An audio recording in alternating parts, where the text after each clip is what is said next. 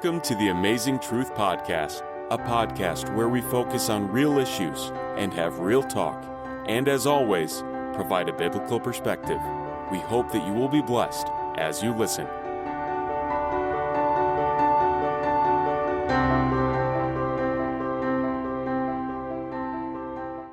Hello and welcome to the Amazing Truth Podcast. This is the Amazing Truth Minute. This is the Amazing Truth Podcast. The Amazing Truth Podcast. Listen to us on Spotify, Apple Podcast, Google Podcast, and Stitcher. Like us on Facebook at the Amazing Truth Podcast. The Amazing Truth Podcast. Real issues, real talk. For the Amazing Truth Minute, we'll focus on 1 Corinthians chapter 6, verse 20. And it says, "You were bought at a price. Therefore, glorify God in your body and in your spirit, which are God's." You see, our culture holds a lax view about sex, and the prevailing attitude is anything goes. But our culture doesn't define the values of a believer.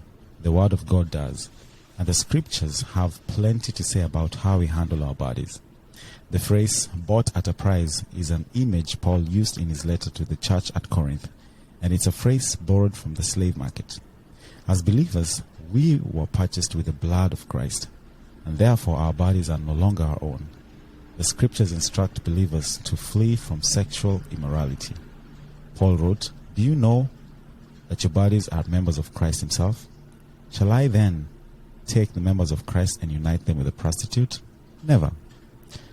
1 Corinthians 6, verse 15. Christ's followers are called to bring glory to God with every aspect of who we are, and that includes our bodies. And that is the Amazing Truth Minute. This is the Amazing Truth Podcast. The Amazing Truth Podcast. Listen to us on Spotify, Apple Podcast, Google Podcast, and Stitcher. Like us on Facebook at the Amazing Truth Podcast. The Amazing Truth Podcast. Real issues, real talk. All right. Welcome back, Dr. Karen. Good to see you again. And my lovely brother here, Yes, Kenan. good to see you too. I was going to say good to see you again, but we've been together. So Yes, good to yes, continue good to- hanging yeah. out right together. Well, our viewers and our listeners, we want to welcome you back to our series talking about sexual trauma. If in case you're joining us for the first time, we have covered several topics. The first episode, we defined what sexual trauma is, the importance of us being able to discuss about it. The next, we had Dr. Karen share her personal story about that journey, and definitely the wounds, the process, and the healing that that whole process encompassed. The last episode, we talked about the emotional, The effects of sexual trauma, right? Yep, yeah. So the emotional part, the physical part, the mental part, right? And so we were hoping that we were going to get to the most important part, which is what we're going to dive in today. But before we dive in, Kenan, what so far stood out for you? From the last three, I think is what Dr. Karen pointed out, that these effects are lifelong. You know, someone would encounter an insult at age 14 or age 12, but then these effects go into adulthood and even into old age. Yeah. You know, in terms of how you date, how you relate to people, how you handle life circumstances. So that's what, it's not just a one-off thing that you go to therapy, you go this, and then it's gone. These effects last lifelong. Awesome. I think the other thing for me that stood out so far is, the foundation that is laid determined who you become. How we define sexuality, if we define it from a negative connotation, that's what it becomes, the confusion it causes over a period of time. And so I'm more keen on reframing that narrative so that it's shared from a positive perspective. Another thing too that really, really was important for me is how I speak to my kids about sex. I remember you were sweating on that one. That was the first. Yeah. So and actually, thanks to that episode, I was able to sit down with my kids, my wife and I, and we had a conversation. Nice. Albeit how it was tough. It was tough, but it's we had started it, but we didn't know we could go deep than that, because they are kids. They need to learn these things from parents. If they don't, someone else will teach them, and you don't know what they're going to teach them. So that's a takeaway from me. See, from that even episode. if this podcast doesn't do anything, it has helped you. It has helped me. You know? We always say we reach one person. I think for that one it was me. Exactly. So definitely a lot of gems. Listeners, viewers, please go back, listen to the previous episodes. We will not be able to share all the highlights. Yes. But one thing as we transition to today's conversation is the feedback. I think, Dr. Karen, you can attest that you've seen emails come your way of people who want to have conversations as a result of what we have been sharing here, and the partnership that is continuing to grow and to help more people. So we're definitely excited that it's not only us, but we are seeing people reaching out and we are connecting them to get the help that they need. So that has been the exciting part. Today, Dr. Karen, we are transitioning to spirituality. Spirituality, religion, the role that all these play in sexuality and sexual trauma and the healing process of it all. Why is this important? So first of all, say hi to the audience. You're already part of household your household now. So just take it. Why is this conversation important? I have been cautioned that I should review my credentials every time we have one of these podcasts, just in case someone, this was feedback I got, just in case someone didn't listen to the others. So I am Dr. Karen Abdul. I'm a psychiatrist with a certification in global mental health and trauma to refugees. I was trained in medicine at Howard University in Washington, D.C., and then went to the Harvard psychiatry residency program at the Longwood campus, which is currently called the Harvard Medical School Brigham and Women's psychiatry residency program. It's a big mouthful. It completed that residency in 2013, and I have been practicing since. I worked for 5 years, specifically at Lynn Community Health Center, where I treated refugees, many of whom had suffered sexual trauma, and some of whom had very, very strongly intertwined religious beliefs around sex, sexuality, and the trauma associated with sex, the relationship issues, and there was a lot there. So I am happy to be discussing this topic. Before you go, I think I want to. We will in the future. I don't know if it's the next one. Talk about refugees and sexual trauma, because a lot of PTSD from refugees comes from most war, or even what war brings, sex, rape, and all this, incest, and all that sort of thing. So I think that'll be a good topic for us to dive in the future. Absolutely. I remember being a teenager and standing on the campus of what was then called Caribbean Union College, is now called the University of the Southern Caribbean. And we used to go there every year. They had several events on campus. And there were always these big graduations, and there was someone graduating. And so my family went, and we were in the teen section and having discussions about the Sabbath. And so I, being who I am, raised my hand and I asked the question of the adults in the room: is it okay for a married couple to have sex on the Sabbath? And while a question like that may not stir up too much, too many feelings in this day and age, if you can imagine a very conservative Seventh-day Adventist Church in the 1980s, the interesting thing for me was the reaction of the adults.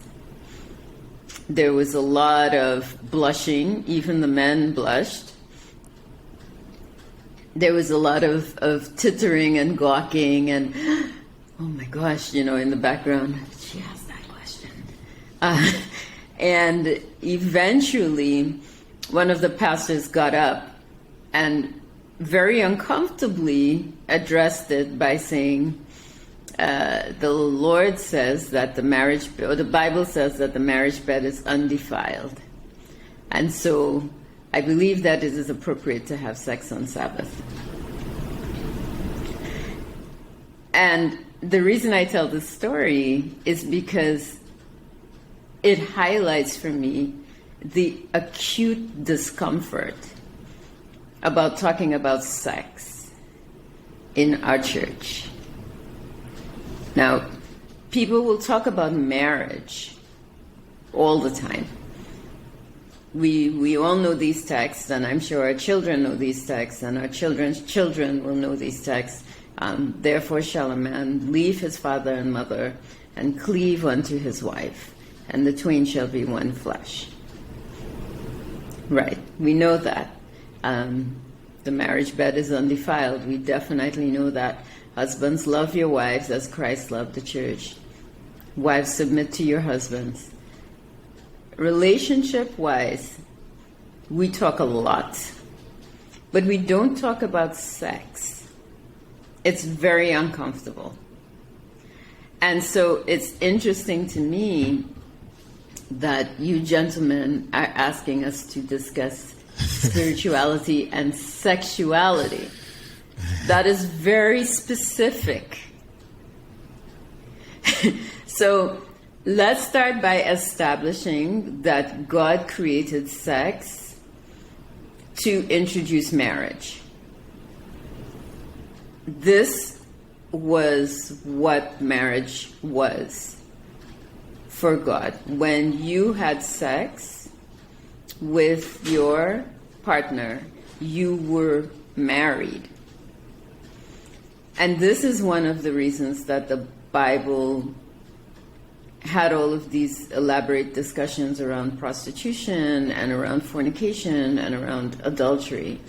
Because if you went outside of that marriage bond, meaning the sexual act is an indication that I am going to be with this person for the rest of my life, we are entering into a journey together and creating a legacy for our children. And that's what this act means. If you went outside of that, then you were trying to give to someone something that you cannot, and something that God did not create the sexual act for. And so I want everyone to hear me, that when we are discussing the act of sexuality and spirituality, we must begin with that context. Outside of that context, sex becomes an act that is devoid of its spiritual meaning. I'll stop here for a second. I am thinking deeply. I think for listeners who are joining, a couple of things as we anchor into this conversation is, I want to ask yourself a question. Who defined your perspective of what sex is? What is your church? Was it your culture? Was it your pastor? Was it your parents? And how did that influence you? What role has that continued to play in your life? So, Kenan, sex, spirituality, godliness. First of all, I agree that we shy away from talking about sex. We talk about marriage. We talk about relationship. You just confess that even having that conversation with your children is just a hard thing. It was just a hard thing. So why do we shy away? It was something good. You answer the question because we the basis of where you were taught about sex, where you started hearing this conversation, defines how you will relate to it in church, spiritually in the future. So if at home I wasn't taught about this, it wasn't talked about, it was basically frowned upon to even discuss that. So when I go to the church and I hear it, if my parents did not bring this, make it comfortable, make it okay for me to talk about it, when I hear it in church, I fringe. It's uncomfortable. Spirituality is a big part of who we are. We are emotional people, we are physical people, we are spiritual people, So when we talk about sexuality, it has to be wholesome.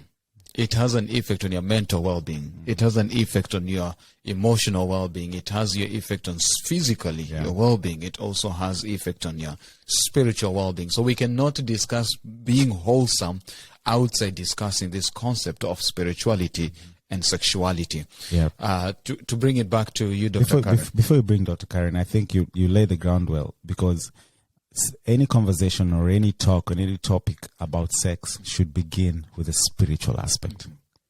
And it should be wholesome. It should be wholesome. Yeah, of course, it should be wholesome, but then it should anchor you. That's what it should anchor, because that's where we get the tenets of what sex is. Yeah. So I'm excited about this. Let me bring Dr. Karen by saying, in the context of first of all, before Dr. Karen, you come back, there are people who heard you use words like Sabbath and they don't know what that is.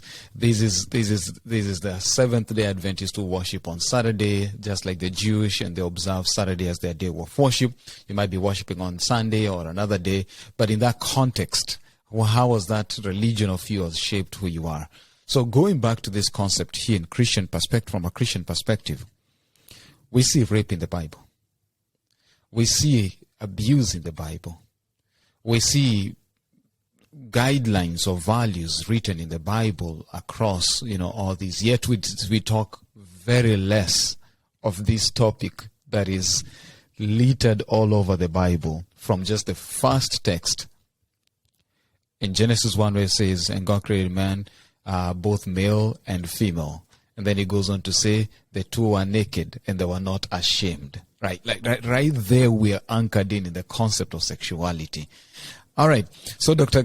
Karen, let's get back to this conversation now. The role of spirituality and sexuality. What are some? How do you think the shying away from these has shaped the view of sexuality as a whole? I don't know if I'm making that sense in that question. Yeah. Okay. Oh, yes, absolutely. And I think religion, and when I say religion, I am speaking of not just about Christian religion, but religion in general, has had a profound impact on the way that sexuality is viewed in societies. In the Bible, there is this tension between the people of God and the people in the surrounding environs. And it was very interesting that one of the things that I learned is that part of the reason that men were set up as the priests in the Jewish community, and this is not about women's ordination, let me say that categorically. It has nothing to do with whether I think women should be ordained. Okay?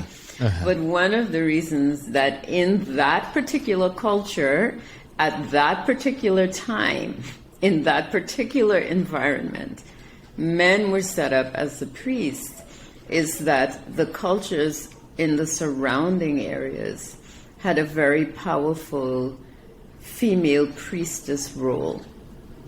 And one of the acts that was engaged in was sexual acts in the temples in celebration of those gods. And so for the people in those cultures, their sexuality was shaped by these sexual acts in a spiritual context to their gods. And God wanted to make a statement to the people of Israel that this was not the way that sex was to be used. And he started with setting up a spiritual leadership process that that shut that down. Like he was, sort of it was very clear. This is not to happen in the temple here. In fact, I'm not even going to put women in these roles because this is not to happen. And it was part of the reminder for us of what sex is supposed to be and the context of sex. So sex began on the sixth day of creation in a very spiritual way. And it was reestablished in these processes with the nation of Israel. And there's a lot in between when the nation of Israel came to be and when sex began with Adam and Eve. And during that process, there were several different things, horrific things that happened. I believe one of the rapes you talk about in the Bible did happen during that time. Some of them happened later on during the time of the judges. Some happened during the time of the kings. And then, hold on.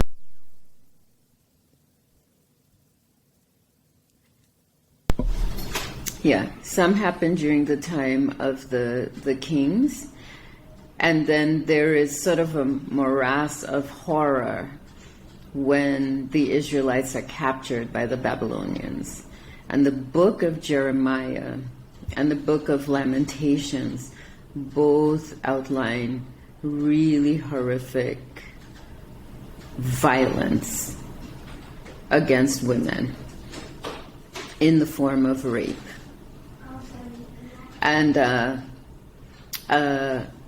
so it sort of runs the gamut of what the sexual act is supposed to be, what it is outside of that, what it is in prostitution, and what it is in violence.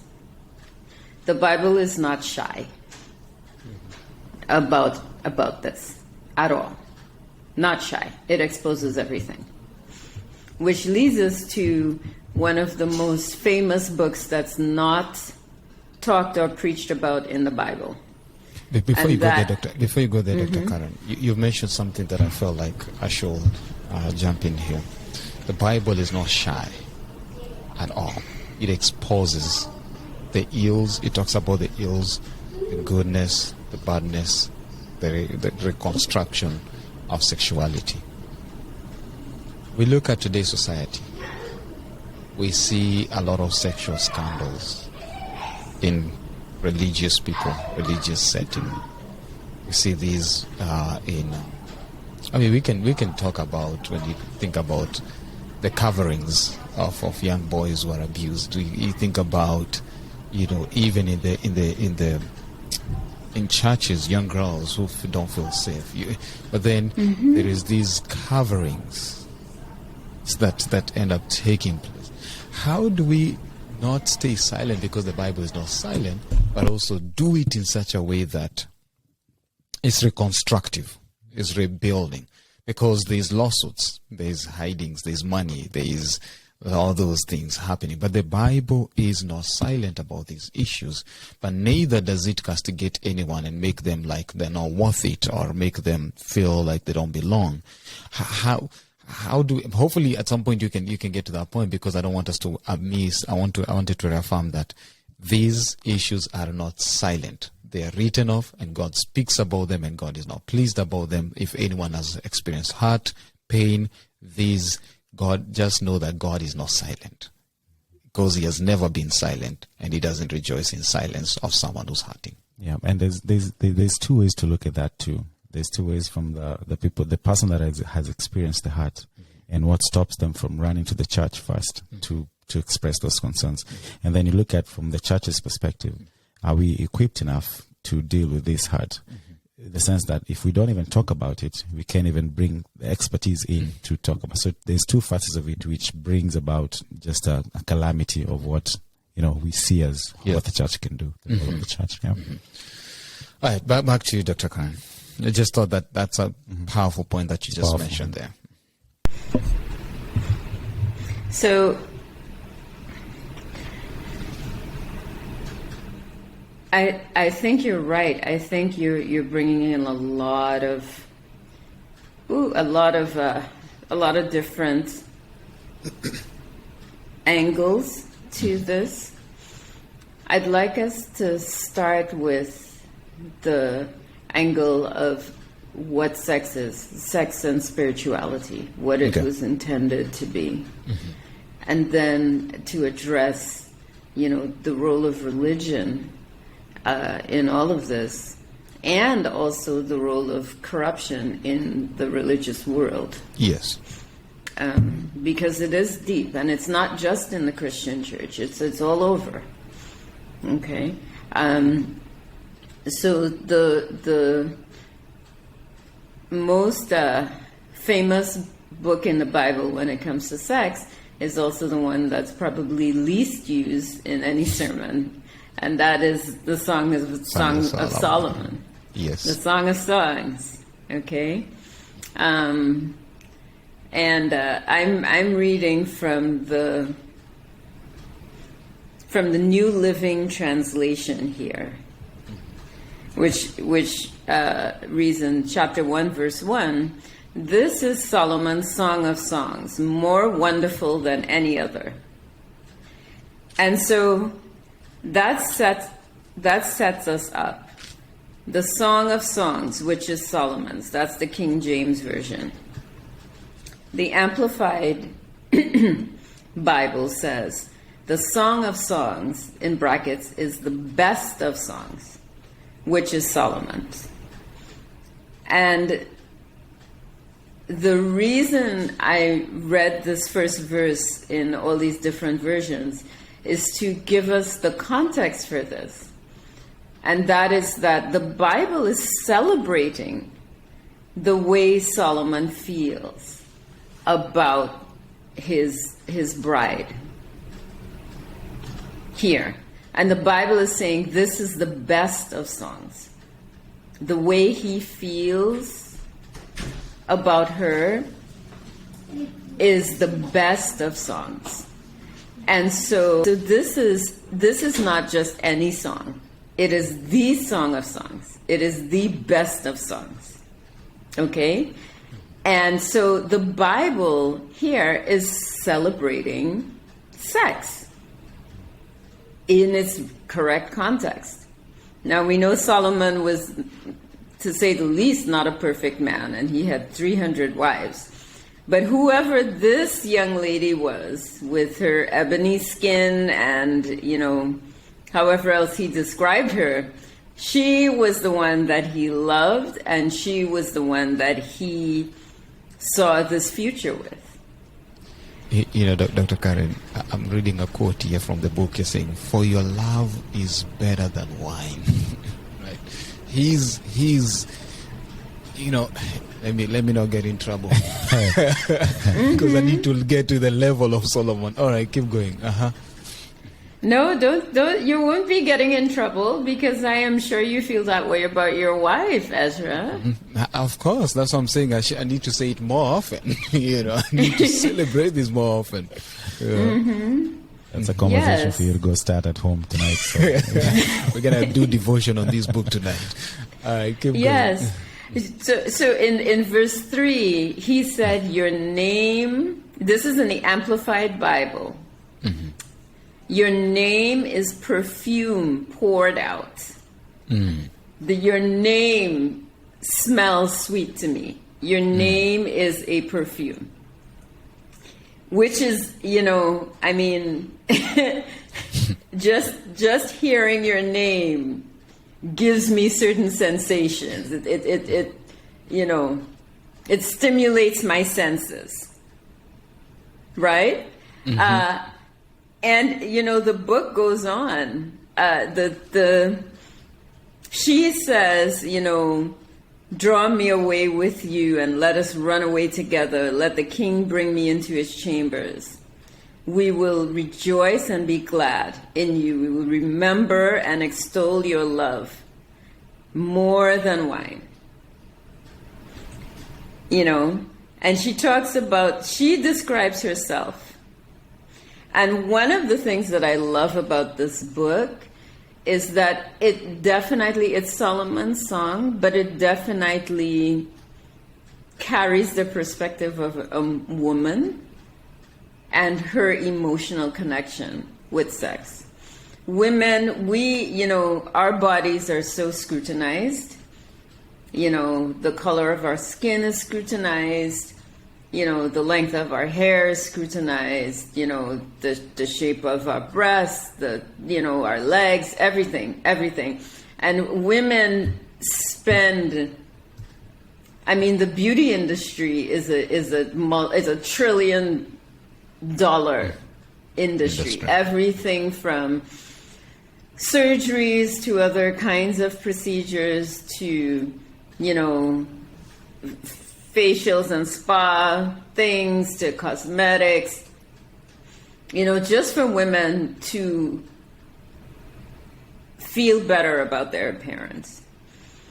In fact, I heard about a procedure which I didn't know about, but apparently this may not be news to our listeners out there, but it was news to me that there is an eyelash lengthening procedure where I don't know how they do this, but they take individual eyelashes and they somehow fuse other eyelashes on to them or in between to make eyelashes look thicker and longer.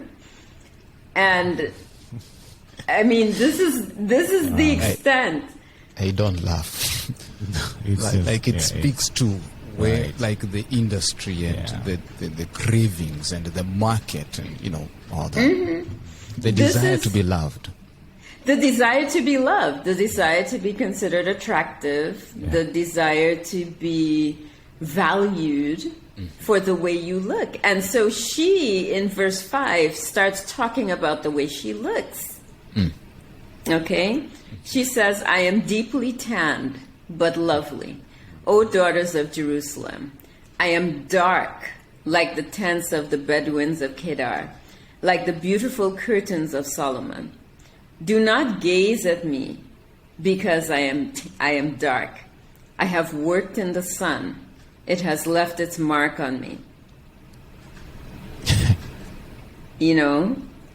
She's it's almost this defense to the world.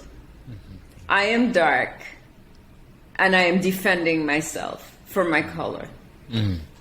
And I am telling you that my husband, who at the time was the powerful king of Israel, one of the wisest person in the land at that time, has chosen me despite my darkness, which is not a good thing. He chose her and loved her and included her darkness in his love for her. But her perspective was a defense. Do you see what I mean there? Yeah. She's immediately setting it up. I have worked in the sun. It has left its mark on me. My mother's sons were angry with me. They made me the keeper of the vineyards. But my own vineyard, my complexion, I'm reading from the Amplified Bible, and so they put in the context. My own vineyard, my complexion, I have not kept. Tell me, O you whom my soul loves. Where do you pasture your flocks? Where do you make it lie down at noon? For why should I be like one who is veiled beside the flocks of your companion? And then Solomon responds, if you do not know where your lover is, O you fairest among women. So he immediately sets her up. I consider you the fairest among women.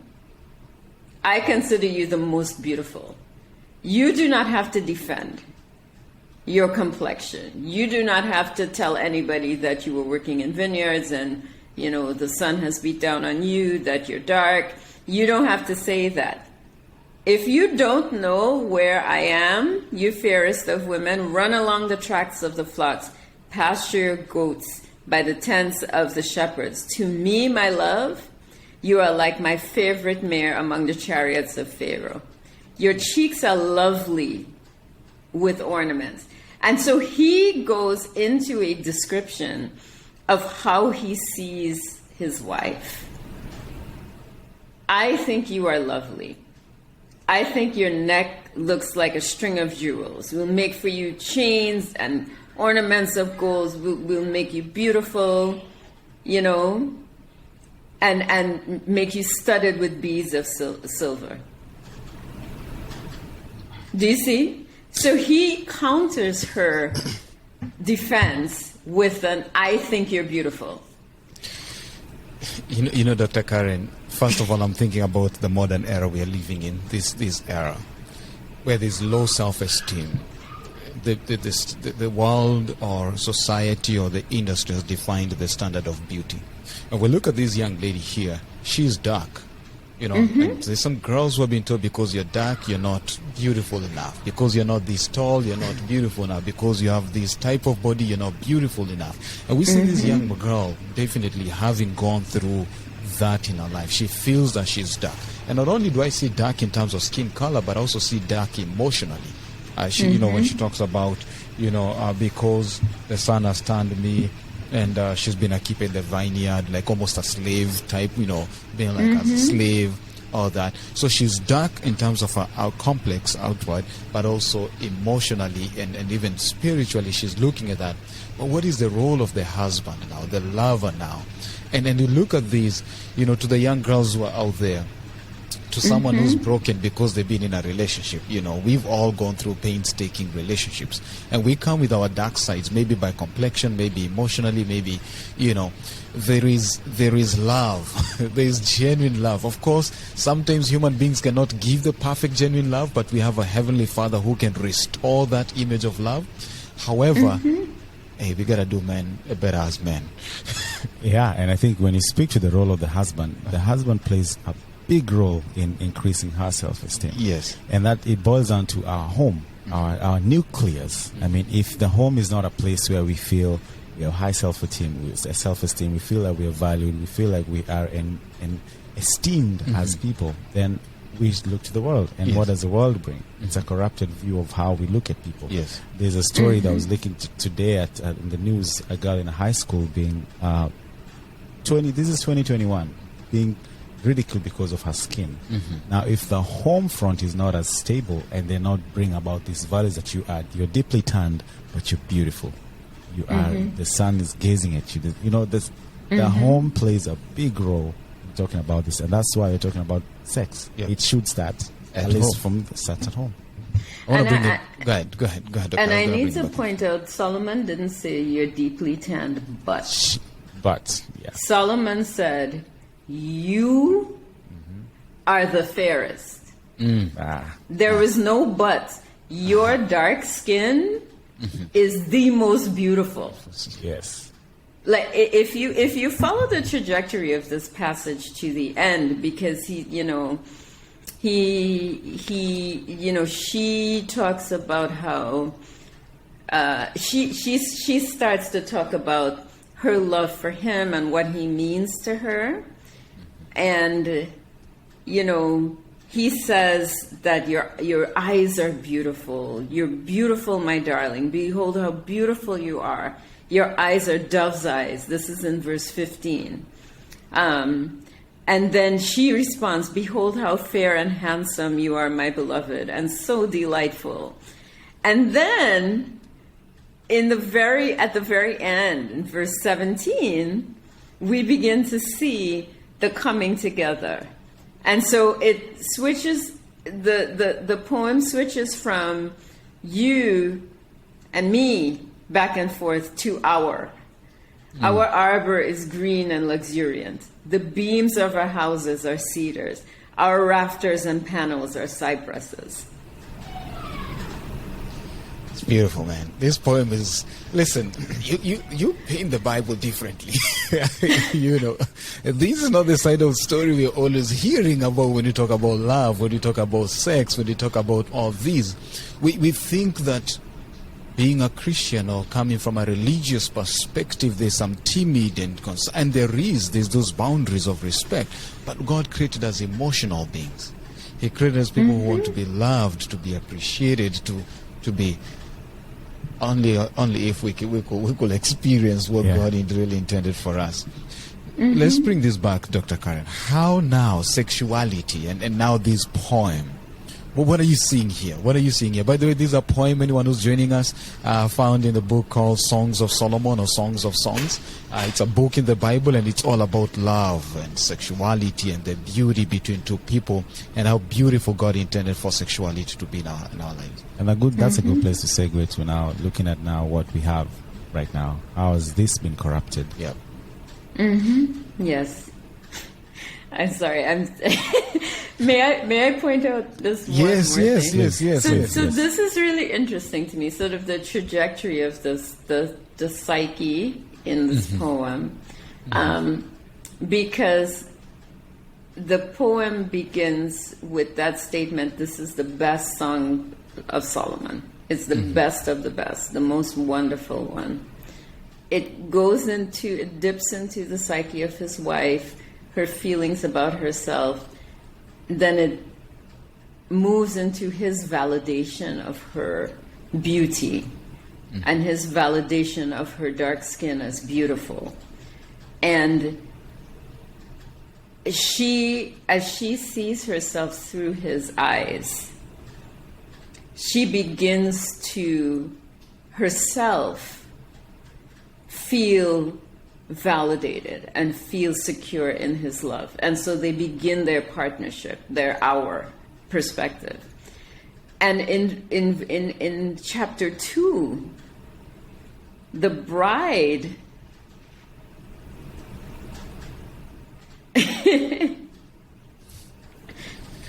this is amazing.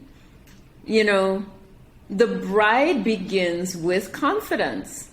I am the rose of Sharon, of the plain of Sharon, the lily of the valleys that grows deep in places. Like the lily among the thorns, so are you, my darling, among the maidens. Like an apple tree, rare and welcome among the trees of the forest, so is my beloved among the young men. In his shade I took great delight and sat down. So it's now a back and forth on a different term.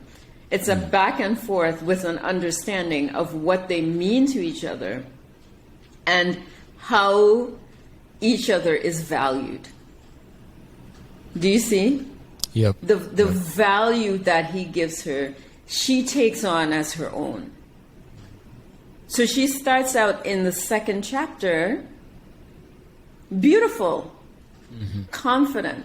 And it's very interesting to me because when Paul says to us, husbands, love your wives the way Christ loves the church and gave himself for it, there's a psychological component there that we miss completely, which is that no matter how broken the church becomes, God has a vision of beauty. That if we as his people adopt his vision for us, we celebrate our beauty. And there's an intimacy to the role of the husband in all of this, in that this is playing out there.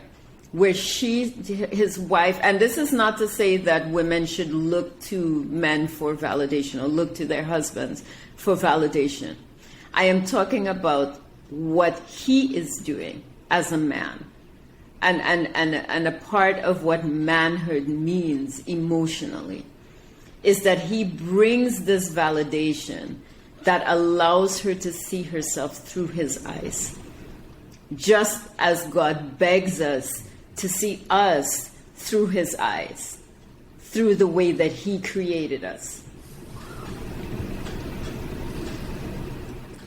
And as she sees herself through his eyes, this is the power, men, that you have over your wives. This is the power that you have. She sees herself through his eyes and literally is learning her beauty. Excuse me. She's literally learning her beauty to the point where she becomes confident. And that's a powerful thing. It's easily... It's something that I think is too big for men, and it's something that as men you would have to surrender to God every day. Dr. Karen, I think we need to end this podcast. She's coming at us now as men. but it's beautiful. It's just beautiful to see why God gave us these concept of love, which ultimately drives and leads us back to sexuality, right? Mm-hmm. When you love well, how you view sexuality becomes profound, becomes, you empower, you equip others. You don't see women as sex objects, or you don't see your husband as, or your partner. You look at each other as, at the end of it, when done correctly and rightly, everybody wins. Everybody becomes a better person. Society becomes a better space, a better place. We talk about rape we wouldn't even have that conversation about even that, because if I love you dearly, I wouldn't even think of abusing you, or all that. Mm-hmm. So yeah, we're scratching that's the why surface. I feel like it's so deeply important that we discuss this passage and understand what is happening here, because they are moving. They talk, she talks about his banner over me is love, waving overhead to protect and comfort me. He's sustaining me because, and this is verse 4 of chapter 2, sustain me with raisin cakes, refresh me with apples, because I am sick with love. She's completely vulnerable. And the sexual act begins to be described. So for verse 6, let his left hand be under my head and his right hand embrace me. So here we're beginning to talk about the positions of sex, how he's holding her, and he is saying, I'm letting her sleep. Don't rouse her until she pleases. And they begin, it begins to be this beautiful sexual dance, which, you were both married, mm-hmm. So you understand this dance. You understand let me wait until she wakes up, let me hold her and protect her, let me, we start to touch. It's an incredibly intimate intimate discussion that is happening here. Let me, oh my dove, here in the clefts of the rock, this is verse 14, in the sheltered and secret place of the steep pathway, let me see your face. Let me hear your voice, for your face is lovely. And literally, if we had the chance to really go through this, I think we do. I think we do. Not today, but what? Not today. Yes. But they talk about his wedding day and very specific sexual acts in this really beautiful context of security, of validation, of emotional connection, of building a legacy together. You know, and all he talks about your lips are like a ribbon of scarlet. This is Songs of Solomon chapter 4. Your lips are like a ribbon of scarlet. Verse 3. Your mouth is lovely. Your temples are like a slice of a pomegranate. He is studying her. He is studying her. Your neck is like the Tower of David. You know, and I guess this was, poetry back in those days. This was lyrics, built with rows of glistening stones wherein hang 1,000 shields. Like, Solomon had lyrics. Your breasts are like 2 fawns, twins of a gazelle, which feed among the lilies. He goes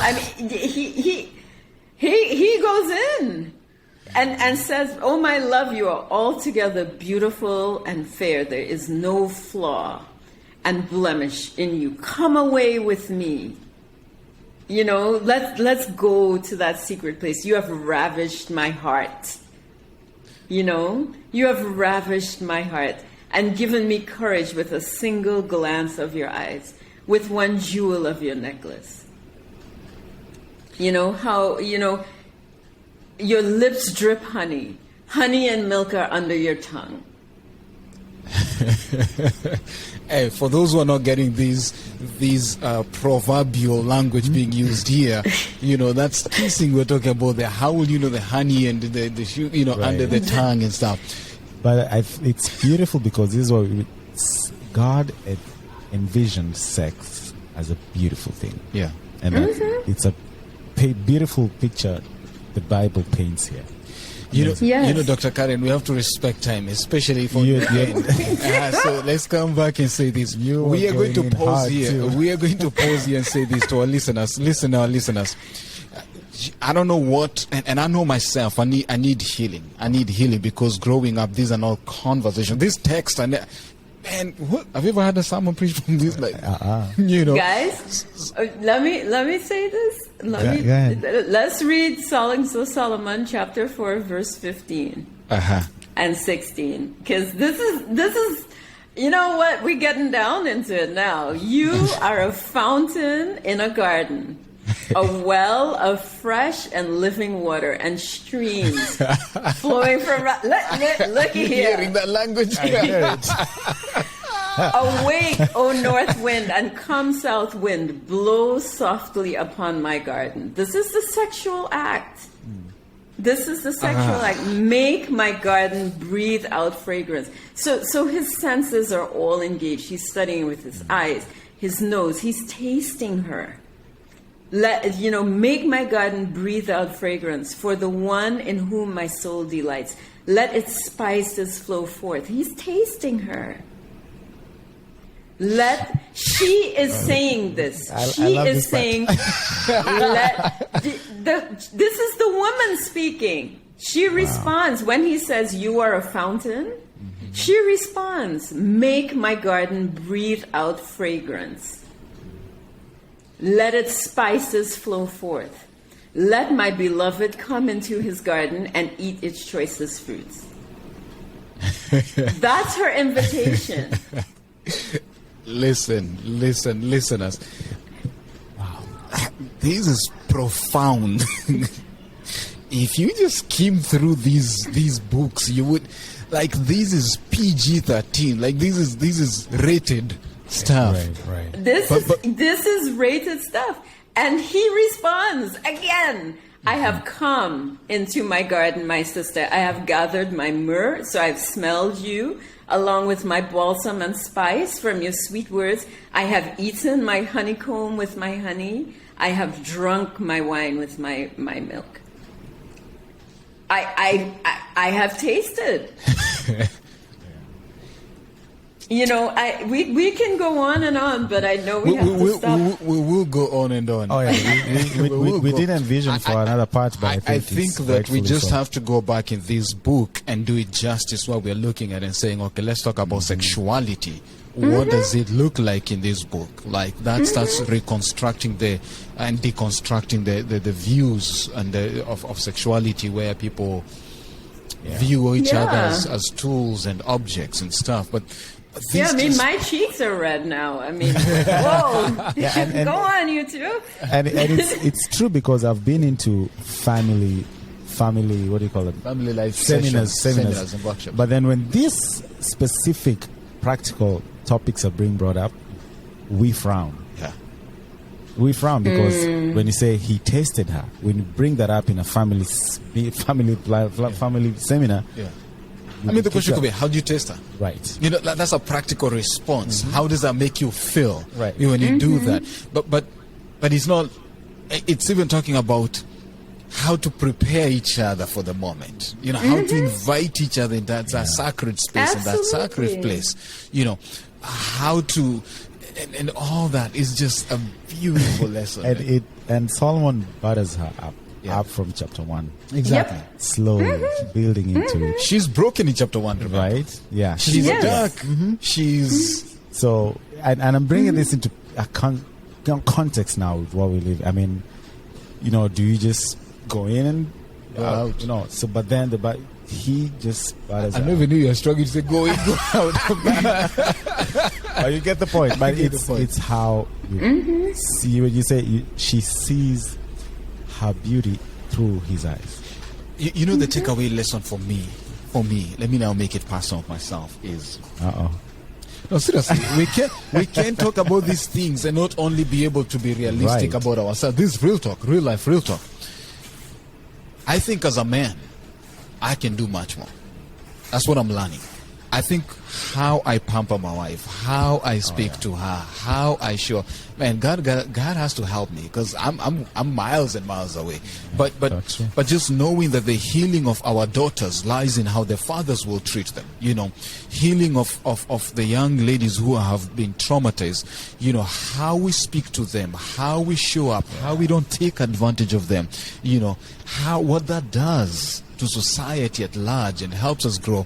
It's an appeal for men, an appeal for women who have been hurt and men who have been hurt to realize that, you know, you may have gone through your dark experience. You may be dark emotionally, mentally, spiritually, but we can together help each other come out of that space and that place and Yes. heal and bring that reconciliation. Right? Absolutely. Dr. Yeah. Karen, we'll let you give us a final word, and then we'll bring it back. I know we'll have to come back to this. We have to. So we'll let you Yes. finish with this, and then give us a final one, and then bring it up here, and then we wrap up. Okay. So, sex is beautiful. And the beauty of sex is something that we as a church need to do better on communicating to our young people. Because very clearly, part of the beauty of sex is the context of sex in establishing that secure relationship between a husband and wife, where the wife can be in her husband, nestled in her husband, the way that the church should be nestled in Christ.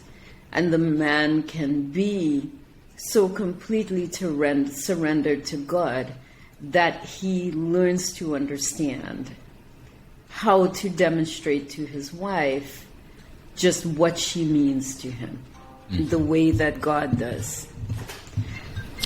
Yeah.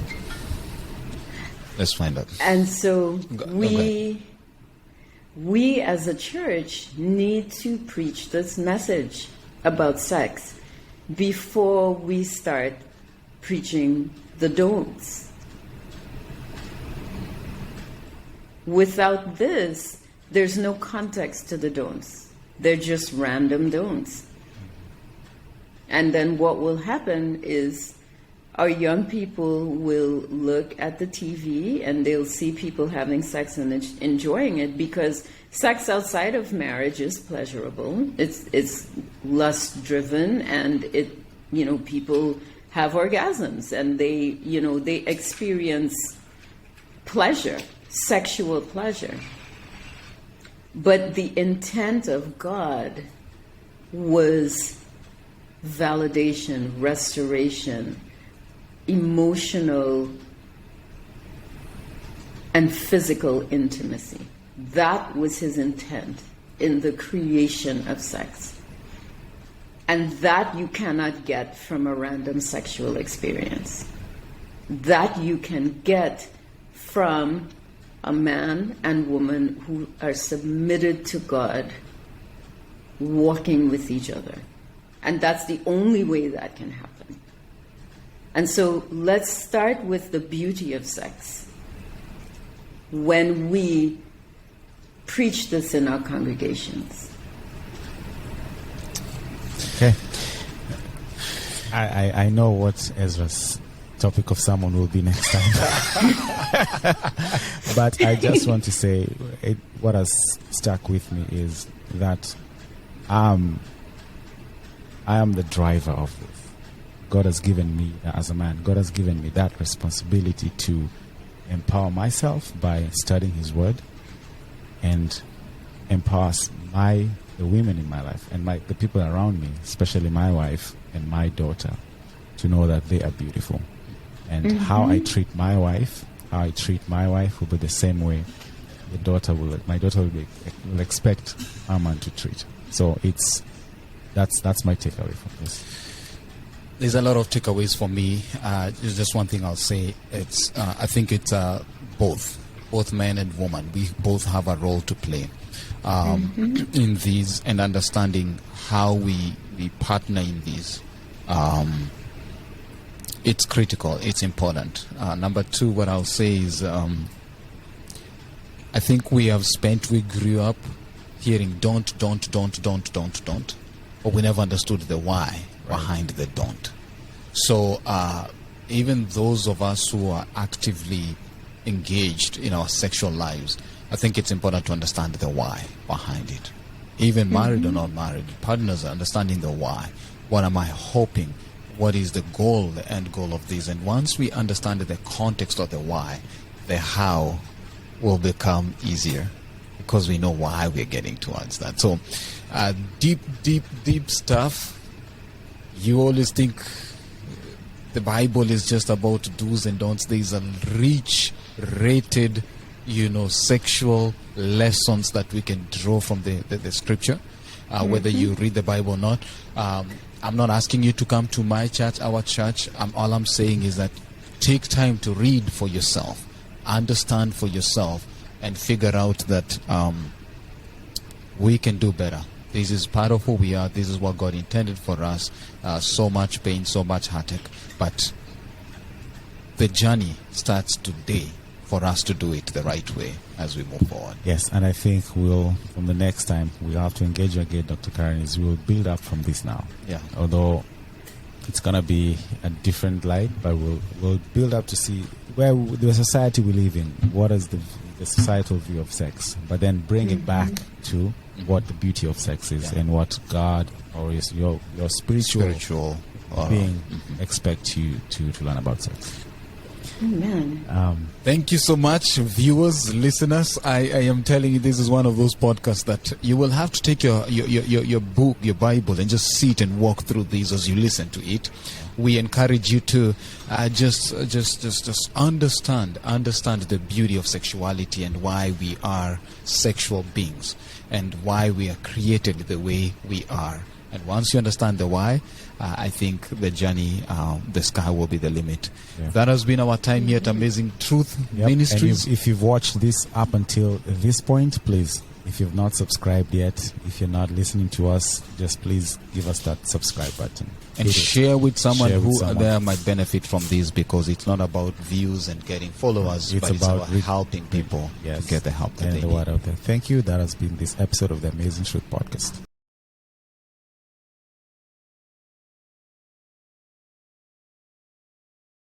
Thank you for listening to this episode of the Amazing Truth Podcast.